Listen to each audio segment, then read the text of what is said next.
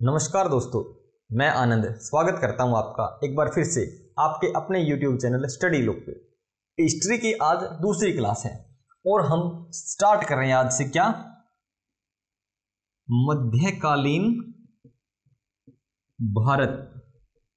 मध्यकालीन भारत से हम क्यों शुरुआत कर रहे हैं? क्योंकि दोस्तों ज़्यादातर क्वेश्चन मेडिवल इंडिया यानी कि मध्यकालीन भारत से ही एग्जाम में आते हैं और मेरे हिसाब से मेडिवल इंडिया को करना बेस्ट रहेगा, क्योंकि एक स्टोरी मैं आपको बताऊंगा, एक स्टोरी की वे में यहाँ से हिस्ट्री चलती है। ठीक है दोस्तों, तो स्टार्ट करते हैं मेडिवल इंडिया। अगर आप डायरेक्ट इस वीडियो को देख रहे हो तो आई बटन में आपको इससे पहले वाले लेक्चर की लिंक मिल जाएगी, आप उसको क्लिक करके पहले वाला लेक्चर जरूर देख लीजिए। तो स्टार्ट करते हैं मेडिवल इंडिया यानी कि मध्यकालीन भारत। मध्यकालीन भारत कहाँ से स्टार्ट होता है? 712 एडी से लेके ये जाता है 1707 एडी तक। 712 एडी से क्यों स्टार्ट होता है? क्योंकि 712 में ही हुआ था फर्स्ट मुस्लिम इन्वेजन यानी कि पहला आक्रमण। किन्होंने किया था ये पहला आक्रमण? ये किया था अरबों ने। और कौन अरब था? यह था मोहम्मद बिन कासिम। मोहम्मद बिन कासिम पहला इन्वेडर था जिसने 712 एडी में भारत पर अटैक किया। इसके अटैक करने के क्या कारण रहे? इसके अटैक करने के क्या कारण रहे हम डिटेल में पढ़ेंगे, और उससे पहले हम पढ़ लेते हैं कि मोहम्मद बिन कासिम जिस रिलीजन, जिस धर्म से बिलोंग करता था, उस धर्म की शुरुआत कैसे होती है, वहीं से सारी कहानी स्टार्ट होगी हमारी। हम सबसे पहले पढ़ेंगे इस्लाम का उदय, राइज ऑफ इस्लाम। तो दोस्तों सन 570 एडी में 570 एडी में किन का जन्म हुआ था? आप सभी को पता है, हजरत मोहम्मद का जन्म हुआ था। और इनका जन्म कहाँ हुआ था? मक्का में। 510 एडी में जन्म हुआ हजरत मोहम्मद का, और कहाँ हुआ? मक्का में। ठीक है, इसके बाद 610 एडी में ही मक्का में ही एक गुफा थी, हीरा गुफा। हीरा गुफा, वहां इनको एनलाइटमेंट की प्राप्ति होती है, यानी कि महाज्ञान की प्राप्ति इनको ही 610 ईस्वी में महाज्ञान की प्राप्ति होती है। इनको हजरत यानी कि प्रोफेट मोहम्मद को महाज्ञान की प्राप्ति हुई। ठीक है, कैसे हुई? जो प्रोफेट मोहम्मद थे वो एक गुफा में घंटों घंटों तक ध्यान मगन रहते थे। एक बार वो काफी लंबे समय के लिए वहां ध्यान मगन हो गए। वहां ध्यान मगन होकर जब वो उस हीरा गुफा से बाहर निकलते हैं तो उनके हाथ में एक पवित्र पुस्तक होती है जिसको हम कुरान के नाम से जानते हैं। हजरत मोहम्मद ने बाहर निकलकर लोगों को बताया कि जब मैं ध्यान मगन था तो अल्लाह ने अपने फरिश्ते जिब्राइल को मेरे पास भेजा। किसको भेजा? जिब्राइल को। जिब्राइल को मेरे पास भेजा और जिब्राइल ने मुझे यह कुरान, मुझे यह पवित्र पुस्तक दी। और जिब्राइल ने कहा कि तुम ही हो अल्लाह के मैसेंजर, यानी कि अल्लाह के संदेशवाहक। किसको कहा? प्रोफेट मोहम्मद को कहा। जिन लोगों ने इस बात पर बिना कोई ऑब्जेक्शन करे विश्वास किया वही कहलाए मुसलमान। मुसलमान। और यह धर्म कहलाया इस्लाम। ठीक है दोस्तों, यह धर्म कहलाया इस्लाम। अब इसके बाद क्या होता है? इसके बाद ये होता है कि जब प्रोफेट मोहम्मद की पॉपुलैरिटी, उनके फॉलोअर्स की संख्या बढ़ने लगी, इससे क्या हुआ क्योंकि अब उनको एनलाइटमेंट की प्राप्ति हो चुकी थी, लोग उनके साथ जुड़ने लगे थे। तो जो ईसाई और यहूदी थे उनको असुरक्षा महसूस हुई, क्योंकि इनको पता था कि अब लोग कौन सा धर्म फॉलो कर रहे हैं, हमारा धर्म फॉलो कर रहे हैं, और जो लोग इस्लाम धर्म की तरफ जाएंगे वो हमारे ही धर्म को छोड़ के जाएंगे। इस वजह से उन्हें असुरक्षा महसूस हुई और उन्होंने क्या किया, 622 एडी में 622 एडी में प्रोफेट मोहम्मद को मक्का से देश निकाला दे दिया। और 622 एडी में प्रोफेट मोहम्मद मक्का को छोड़कर मदीना चले गए, और इस यात्रा को हम बोलते हैं हिजारत।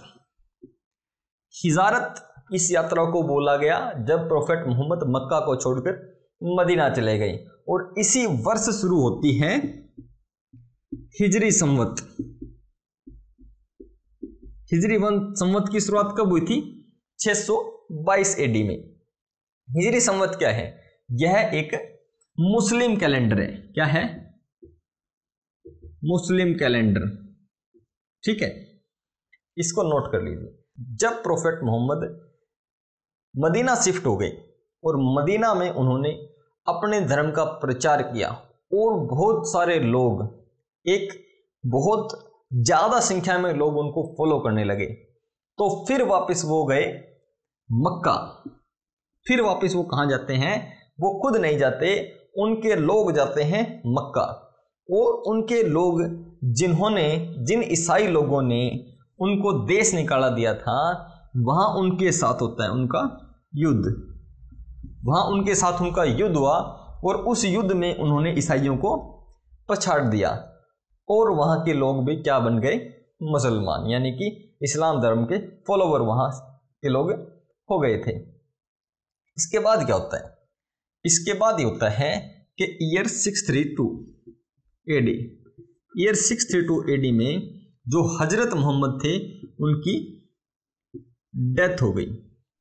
उनकी डेथ के बाद सबसे बड़ा मसला ये था कि उनकी डेथ के पश्चात उनका उत्तराधिकारी यानी कि खलीफा कौन बनेगा, खलीफा कौन बनेगा। जो सबसे प्रबल दावेदार खलीफा के पद का था उसका नाम था अली। अली की दावेदारी इतनी प्रबल क्यों थी, क्योंकि यह प्रोफेट मोहम्मद का फर्स्ट फॉलोवर था, यानी कि प्रथम शिष्य किसका था, ये प्रोफेट मोहम्मद का। और दूसरी बात क्या था, यह प्रोफेट मोहम्मद का दामाद था। अब दो फैक्टर थे इसके पास कि ये तो पहला शिष्य भी यही था और हजरत मोहम्मद का दामाद भी था, इसीलिए अली सबसे प्रबल दावेदार था। लेकिन अली को पहला खलीफा नहीं चुना गया। पहले खलीफा कौन बने, पहले खलीफा बने अबू बकर। अबू बकर पहले खलीफा बने और इसके बाद बने उमर, और इसके बाद बनते हैं उस्मान, और उसके बाद नंबर आता है अली का, अली फोर्थ, चौथे खलीफा बने अली। लेकिन इससे इस्लाम धर्म के फॉलोवर्स में यानी कि मुसलमानों में एक कंफ्लिक्ट आ गया। अब कुछ लोग थे करीब करीब 20 से 25% मुस्लिम, ये कह रहे थे कि जो पहले खलीफा है हमारे लिए वो कौन है, अली है। और ऐसे लोगों को कहा गया सिया मुसलमान वो कहलाए। कौन कहलाए, सिया मुसलमान। कौन लोग थे ये, जो अली को ही पहला खलीफा बता रहे थे। लेकिन जो बाकी मुस्लिम्स थे यानी कि 75 to 80% वो कह रहे थे कि सीरीज यही है कि पहले अबू बकर, दूसरे उमर, तीसरे उस्मान और चौथे होंगे अली। ये लोग कहलाए सुन्नी मुसलमान। ठीक है, एक बात इसको समझ लीजिए, ठीक है। अब ये सुन्नी मुसलमान कहलाए। इसके बाद क्या हुआ, अली का ही एक बेटा था। जब अली खलीफा बने तो इनसे अगला खलीफा जो बनना था उसका नाम था हुसैन। हुसैन, ठीक है, ये अली का बेटा था और अगले खलीफा का दावेदार भी कौन था, हुसैन था। इसी समय में बगदाद का जो राजा था, बगदाद का जो राजा था उसको मंजूर नहीं था, वो पसंद नहीं करता था कि हुसैन ही अगला खलीफा बने। तो वह बगदाद का राजा सियाओं से कहता है कि आप हुसैन को एक बार मेरे पास मिलने के लिए भेजो, मुझे हुसैन से एक बहुत ही ज़रूरी मीटिंग करनी है, बहुत ही ज़रूरी बातचीत करनी है। यही मैसेज सियाओं ने हुसैन तक पहुंचाया और हुसैन उस बगदाद के किंग के पास चले गए। उस बगदाद के किंग की नीयत साफ नहीं थी और उस बगदाद के रूलर ने हुसैन का कत्ल कर दिया। अब इस बात से सुन्नी बहुत चिढ़ गए। सुन्नियों का ये कहना था कि सियाओं की वजह से उस राजा ने जो प्रोफेट मोहम्मद थे उनके नवासे को, यानी कि उनके देवते को मरवा दिया। सियाओं की इसमें कोई मिली भगत थी, उन्होंने उसके नवासे को मरवा दिया। लेकिन ये लोग कह रहे थे सिया कि हम ऐसा नहीं चाहते थे, हमारी इसमें ऐसी कोई मोटिव नहीं था कि हम हुसैन को मरवाएं। और जिस दिन हुसैन की डेथ हुई उसी दिन सिया क्या मनाते हैं, मुहर्रम मनाते हैं। मुहर्रम मनाते हैं, वो मातम मनाते हैं किसका, हुसैन की डेथ का। लेकिन इस बात से इन दोनों ग्रुप्स के बीच में, शिया और सुन्नीस के बीच में बहुत बड़ा कॉन्फ्लिक्ट हो गया। वो लोग एक दूसरे के खून के प्यासे हो गए। अब भी हम देखते हैं कि काफ़ी झगड़े होते हैं शिया और सुन्नीस के बीच में, ठीक है। लेकिन इसके बाद क्या होता है, इसके बाद होता है 19th सेंचुरी में, 9वीं शताब्दी में शिया और सुन्नियों के झगड़े को ख़त्म करने या कम करने के लिए इन दोनों के अंदर से ही निकल के आते हैं, एक और कम्युनिटी निकल के आती है, एक और ग्रुप बनता है, उसको हम बोलते हैं सूफी। सूफी मुस्लिम यहां से निकले।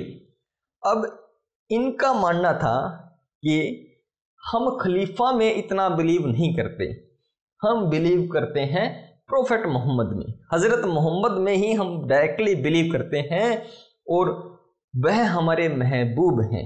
और उनसे महबूबी करने, यानी कि उनसे इबादत उनकी कैसे करनी है, वह तरीका है सूफी म्यूज़िक। इन्होंने यह रास्ता बताया। और जब भी हम देखते हैं कि जो दरगाहें हैं, पीर हैं, उन पर सूफी म्यूज़िक चलता है, ठीक है, उन पर क्या चलता है, सूफी म्यूज़िक चलता है। और ऐसे यह कहानी स्टार्ट हुई। हमने पढ़ा कि कैसे स्टोरी रही, कौन खलीफा बने और कैसे हज़रत मोहम्मद ने एनलाइटमेंट को प्राप्त किया। अब हम ये देखते हैं कि जो मुस्लिम्स हैं, क्योंकि हमें मेनली मुस्लिम इन्वेजन्स को ही पढ़ना है, मुस्लिम आक्रमणकारियों को ही पढ़ना है, तो हम उनके धर्म को अच्छे से एक बार समझ लेते हैं कि वो अपने धर्म को कैसे फॉलो करते थे, क्या कहता है मुस्लिम धर्म। एक मुसलमान कौन होता है कि वो कलमा पढ़ता है, कलमा पे बिलीव करता है। कलमा यानी कि जो प्रोफेट मोहम्मद के उपदेश हैं और जो कुरान में लिखी गई बातें हैं उनके ऊपर विश्वास करेगा बिना कोई ऑब्जेक्शन किए। ऐसा अगर कोई करता है तो वो कहलाता है मुसलमान, ठीक है। तो और जो दूसरी बात है वो क्या करेगा, रमजान के महीने में क्या रखेगा, रोजा रखेगा। रमजान के महीने में रोजा रखेगा कौन, मुसलमान। नंबर 3 जो बात है वो क्या कहती है कि वो 5 times in a day, 5 times per day नमाज पढ़ेगा। क्या पढ़ेगा? नमाज पढ़ेगा। चौथी जो बात है वो कहते हैं कि अगर पॉसिबल हुआ तो जिंदगी में एक बार हज यात्रा करेगा। क्या करेगा? हज यात्रा। हज यात्रा कहां जाना होता है? हज यात्रा के लिए मुस्लिम्स जाते हैं मक्का और मदीना। कहां जाते हैं?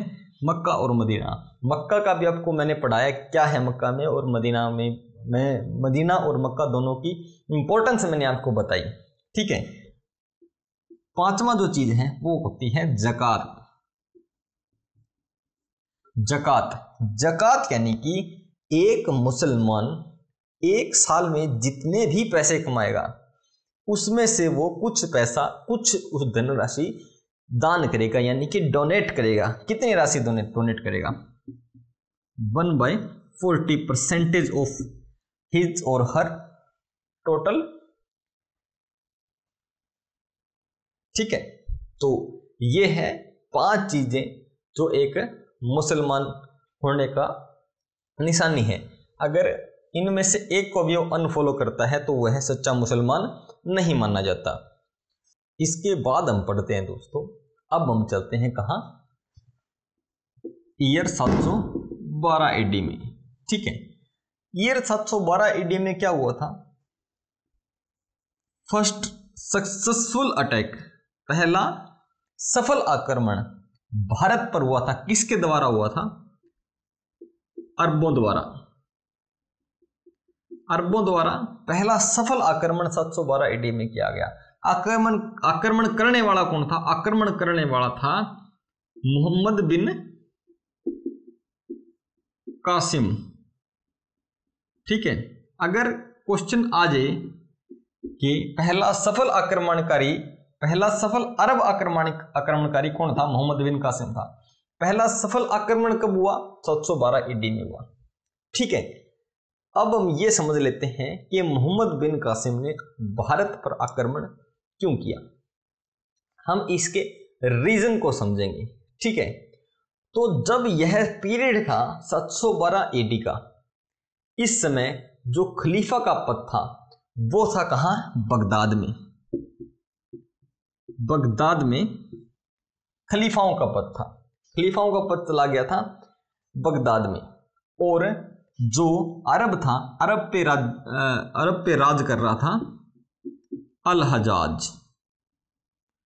हजाज नाम का राजा कर रहा था अरब पे राज। ठीक है। और जो अल हजाज था इस खलीफा का गवर्नर था। खलीफा गवर्नर कौन था? अल हजाज। और अल हजाज ही एक अरब देश का राजा था। अल हजाज क्या करता था? जो अरब देश है वहां से सिंध के एक पोर्ट पे बिजनेस उसका होता था। समुद्र के रास्ते से, अरब समुद्र के रास्ते से क्या होता था? व्यापार करता था। कहाँ करता था? इस व्यापार की जो आदान प्रदान की, जो इनको कम्युनिटी एक्सचेंज कहाँ होती थी? सिंध राज्य के एक पोर्ट पर। ठीक है। और उस समय सिंध राज्य का राजा था राजा दाहिर। राजा दाहिर का उस समय सिंध प्रांत पे राज्य चलता था। ठीक है। और राजा दाहिर एक हिंदू राजा था और यह ब्राह्मण वंश से था। ब्राह्मण वंश का राजा था। ठीक है दोस्तों, ये चीजें नोट कर लो। अब क्या हुआ? जब इनके कुछ जहाज इस पोर्ट पर पहुंचे तो राजा दाहिर के लोगों ने, सैनिकों ने इस माल पर, जो यह माल आया था अरब देश से, उस पर हमला कर दिया और जो इसमें जो भी सामान था उस पर कब्जा हो गया। किसका? राजा दाहिर का। अब यह घटना जब अल हजाज को पता लगी तो वो क्या कहता है? खलीफा को संदेश भेजता है कि सर ऐसे ऐसे हो गए हमारे साथ। और हमें काफी फाइनेंशियली नुकसान हुआ है। ठीक है, फाइनेंशियली नुकसान किसको हुआ? अल हजाज को, क्योंकि जो ये जहाज थे, समुद्री जहाज थे, और जो इनमें सामान था वो किसका था? अल हजाज का था। इसको फाइनेंशियली नुकसान हुआ और खलीफा को उसने ये मैसेज दिया। तो खलीफा क्या कहते हैं? खलीफा यहीं से मैसेज भेजते हैं किसको? राजा दाहिर को। वो कहते हैं कि राजा दाहिर, तुम एक काम करो, जो तुमने सामान लूटा है उससे जो फाइनेंशियल नुकसान अल हजाज को हुआ है वह फाइनेंशियली कीमत अल हजाज को पे कर दी जाए। ठीक है, लेकिन राजा दाहिर इस बात से एग्री नहीं करता, वो इस बात से इनकार कर देता है। फिर खलीफा क्या करते हैं? अल हजाज को एक मैसेज देते हैं कि तुम एक काम करो, राजा दाहिर पे अटैक करो, और अटैक करके जितना अपना नुकसान हुआ है और जितना अटैक करने में हुआ वो सारी कीमत राजा दाहिर से वसूल की जाए। ठीक है, तो अल हजाज क्या करता है? इसी का सेनापति था मोहम्मद बिन कासिम। इसी अल हजाज का सेनापति था मोहम्मद बिन कासिम।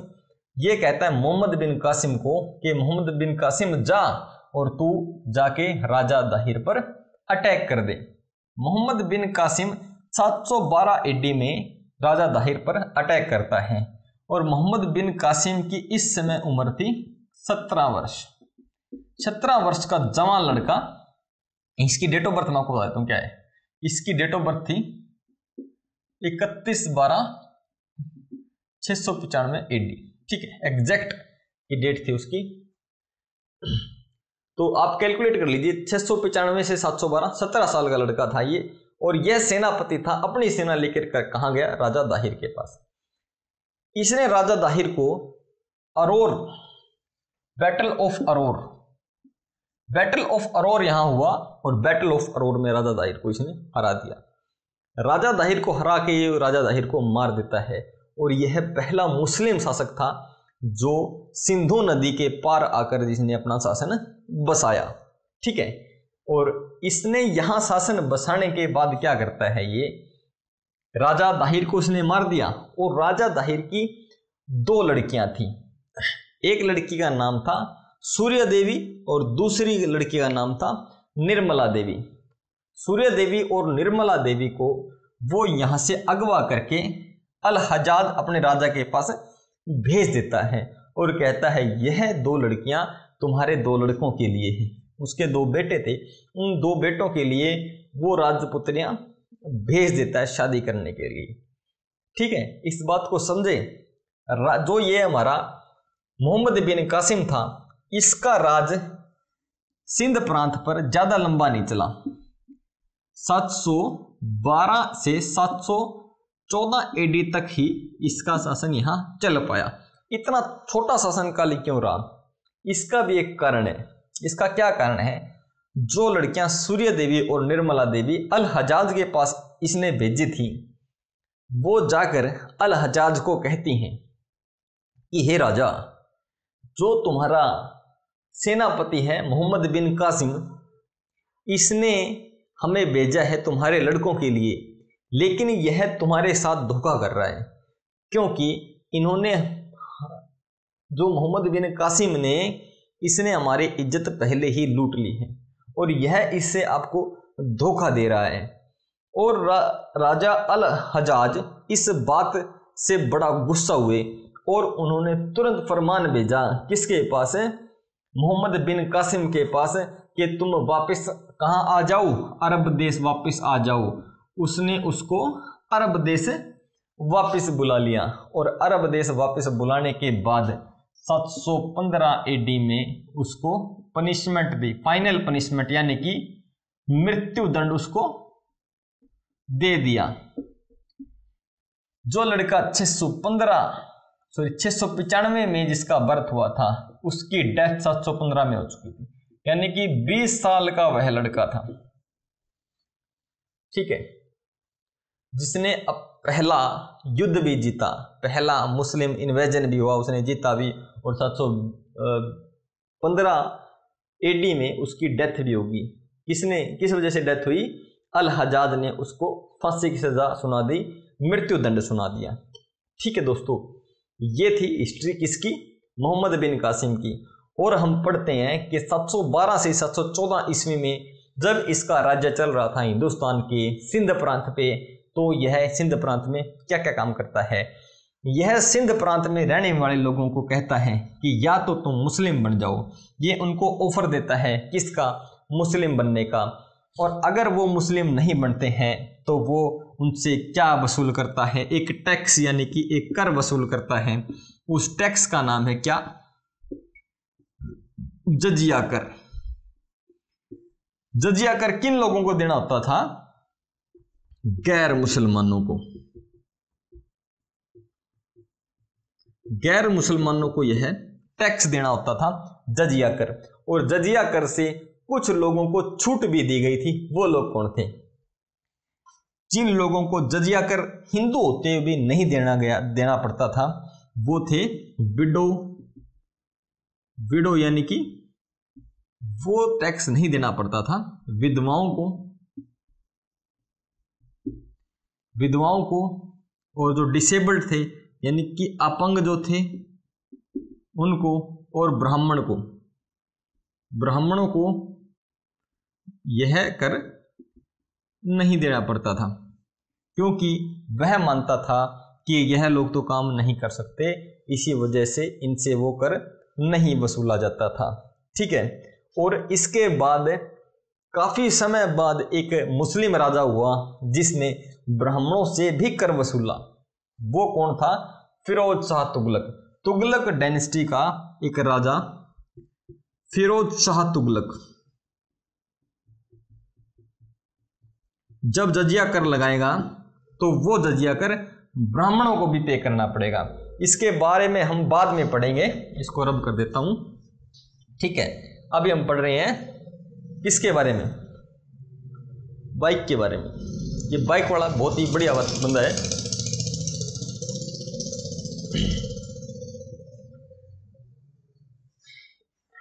अभी हम पढ़ रहे हैं मोहम्मद बिन कासिम के बारे में। और यह जजिया कर कितना होता था, यह होता था हाफ से लेके 2/3 इनकम का, हाफ से लेके 67% तक जजिया कर वो वसूल करता था टोटल इनकम का। ठीक है। इसके रहते हुए इसने और भी काम किए। इसको रब कर देता हूं, एक बार इसका स्क्रीनशॉट ले लीजिए, फिर मैं आपको आगे बताता हूं। मोहम्मद बिन कासिम के राज में थोड़ा सा ही उसका राज था, उसमें क्या क्या हुआ हमने पढ़ा। जजिया कर को किन लोगों को जजिया कर देना होता था, गैर मुसलमानों को। और किन को नहीं देना होता था, मुसलमानों को, ब्राह्मणों को, विधवाओं को, और जो अपंग हैं उनको जजिया कर नहीं देना होता था।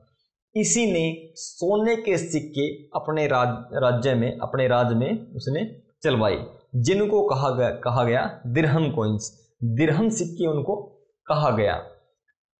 जब वो अरब देश से आया तो उसने सिंध के लोगों को सिखाया खजूर की खेती करना, क्योंकि अरब में अब भी आप देखोगे तो वहाँ का ऑयल और वहाँ के खजूर बहुत मशहूर हैं। ठीक है। इससे पहले, इसके आने से पहले यहाँ लोगों को नहीं पता था कि ऊंट भी एक पालतू पशु है, तो उसने ऊंट को पालना सिखाया, ऊंट को बताया कि यह भी एक पालतू पशु है। और ऊंट का पालना वहाँ से स्टार्ट हुआ।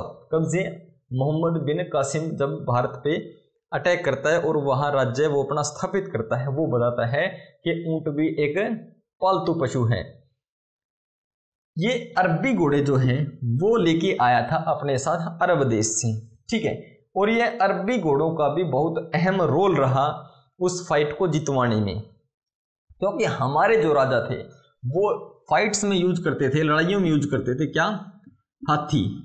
और हाथी के मुकाबले अरबी घोड़े बहुत ही ज्यादा स्पीड से दौड़ते हैं, इस वजह से भी वह यह युद्ध जीता। ठीक है। अरबी घोड़े वो यहाँ लेकर आया था। इसके बाद काफी समय बाद दो तर्किश इन्वेजन हुए, दो तुर्क आक्रमण भारत पर होते हैं। जो पहला आक्रमणकारी था वो कौन था, महमूद उफ गजनी, कई लोग उसको मोहम्मद गजनवी के नाम से भी जानते हैं। 17 बार वो भारत पर आक्रमण करता है। उसके बाद गौर वंश का मोहम्मद गौरी भारत पर आक्रमण करेगा। जिस वर्ष उस समय क्या होगा, जहां भारत में राज कर रहा होगा चौहान वंश का राजा पृथ्वीराज चौहान। इन दोनों ही चीज़ों को हम पढ़ेंगे कब, अगली वीडियो में। ठीक है दोस्तों, तो जैसे आपने पिछली वीडियो पे अपना प्यार दिखाया और उस पे इतने कमेंट और लाइक आए, तो मैं उम्मीद करता हूं दोस्तों कि इस वीडियो को भी आप इतना प्यार दोगे। ठीक है दोस्तों, मिलते हैं नेक्स्ट वीडियो में। गुड नाइट, जय हिंद।